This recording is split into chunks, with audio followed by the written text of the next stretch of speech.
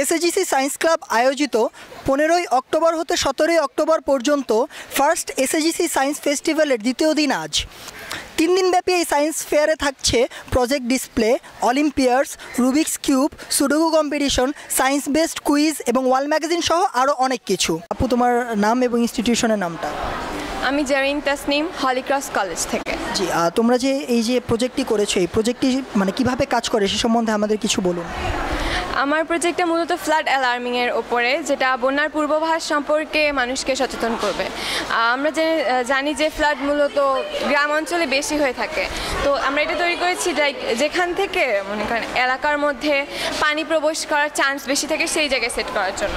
তো আমরা একটা বিদ্যুৎ অপরিবাহী বস্তু নিয়েছি, তো এখানে 3টা এলইডি লাইট আছে যেটা বন্যার 3টা স্তর সম্পর্কে বোঝাবে, এবং এখানে 6টা রোদ আছে এবং 3টা ট্রানজিস্টার আছে এবং একটা বাজার আছে যেটা ডেঞ্জার জোন সম্পর্কে জানাবে।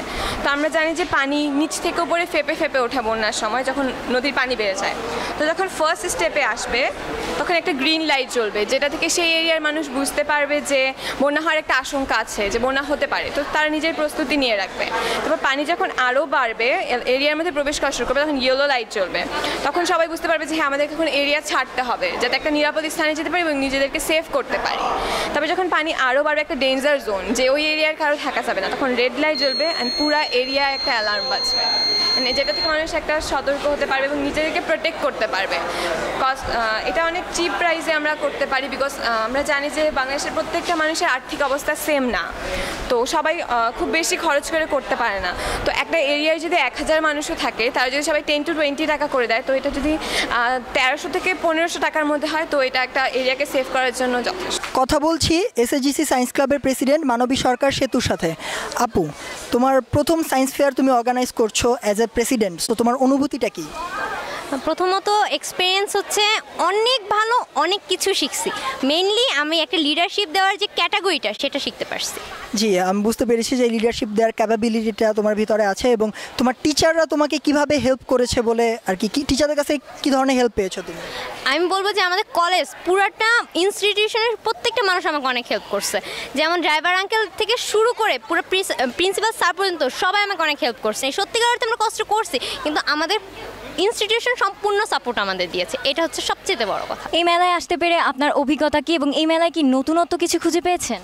নতুনত্ব বলতে আমি বলতে চাই যে এখানকার পরিবেশটা অনেক ভালো, প্লাস এখানে আমার ফ্রেন্ডরা অনেক প্রজেক্ট দিচ্ছে এবং তাদের সকলের ভলান্টিয়ার এবং সকলের ব্যবহার আমার কাছে খুব ভালো লাগছে, এবং আমার কাছে মেইনলি এখানকার পরিবেশটা খুব ভালো লাগছে। স্যার, প্রথমবার বিজ্ঞান মেলা আয়োজন করতে পেরে আপনার অনুভূতিটা কি? আমার অনুভূতি, আমি খুব উৎসাহিত হয়েছি। আর মেয়েদের এই যে উৎসাহ উদ্দীপনা, তারা লেখাপড়ার পাশাপাশি তাদের বিজ্ঞান মনস্ক যে আইডিয়াগুলো সেগুলো তারা বাস্তবায়ন করতে পারবে, এবং এই প্রায় 30টার মতো কলেজ এখানে অংশ নিয়েছে। রাজুক থেকে শুরু করে মাইলস্টোন কলেজ, তারপরে নটরডেম কলেজ মতো খ্যাতিমান কলেজগুলো এখানে অংশ নিয়েছে। তো আমি এই কলেজে যতদিন এসেছি, প্রায় 2019 সালে আমি এখানে যোগদান করেছিলাম।